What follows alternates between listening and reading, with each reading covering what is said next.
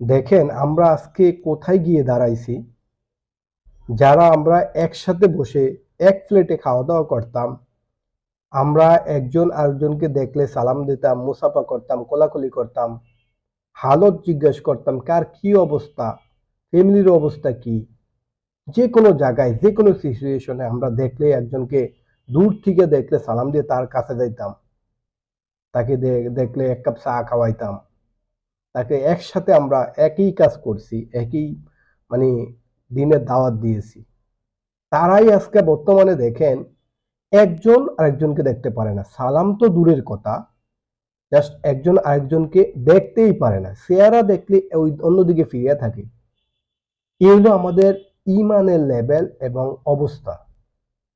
আপনারা ইতিমধ্যে জানেন যে আজকে মানে কয়েকদিন আগে 18 তারিখে টঙ্গীর ময়দানে বড় ধরনের একটা দুর্ঘটনা ঘটছে। যেমন তাবলিগ জামাতের মধ্যে সংঘর্ষে মানে 3 জন, অলরেডি মনে হয় 4 জন মারা গেছে, মানে শহীদ হয়ে গেছে তারা। আল্লাহ তাআলা তাদেরকে জান্নাতুল ফেরদৌস নসিব করুক এবং তাদের তামাম জিন্দেগি সমস্ত গুনাহগুলো আল্লাহ তাআলা মাফ করে দেয়।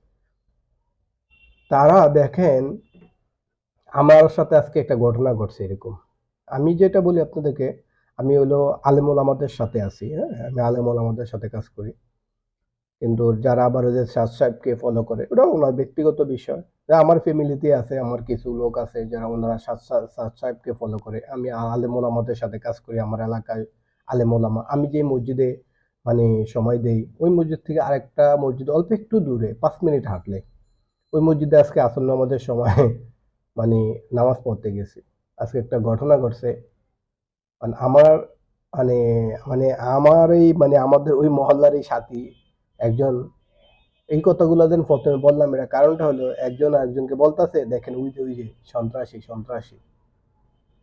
তাহলে দেখেন একজন আরেকজনের প্রতি কি মনোভাব, কি বিদ্বেষ। সমস্যা হবে না কেন?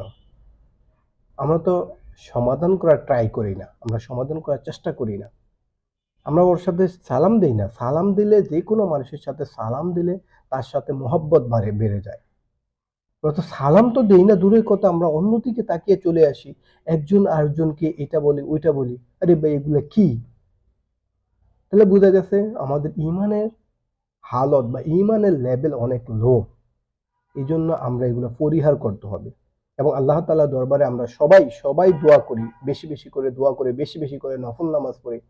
ফরজ নামাজ তো পড়বো, সুন্নত তো পড়বো, এবং সাথে সাথে বেশি বেশি করে নফল নামাজ পড়ে আল্লাহ তাআলার কাছে কান্নাকাটি করে যেন আল্লাহ তাআলা এরকম একটা দিনই কাজ পুরা বিশ্বের মধ্যে, যেটা অভিন্ন ছিল, মানে দ্বিতীয় সব দলের মধ্যে কিন্তু ভাগাভাগি ছিল, কিন্তু এটার মধ্যে কোনো ভাগাভাগি ছিল না, কিন্তু এটার মধ্যে ডিভাইডেড হয়ে কি এক সমস্যার মধ্যে হয়ে গেছে। একে বলে এদাতি হলো এইটা সেইটা, মানে এক এক নাম।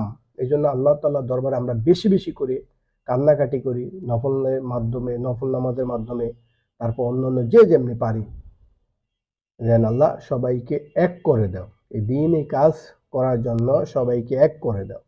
আর সবাই ভিডিওটা বেশি বেশি করে শেয়ার করবেন। আর আমার পেজটা ফলো দিয়ে রাখবেন। আবার দেখা হবে আপনাদের সাথে অন্য কোনো নতুন ভিডিওতে। সে পর্যন্ত ভালো থাকবেন, সুস্থ থাকবেন। আল্লাহ হাফেজ। আসসালামু আলাইকুম ওয়া রাহমাতুল্লাহ।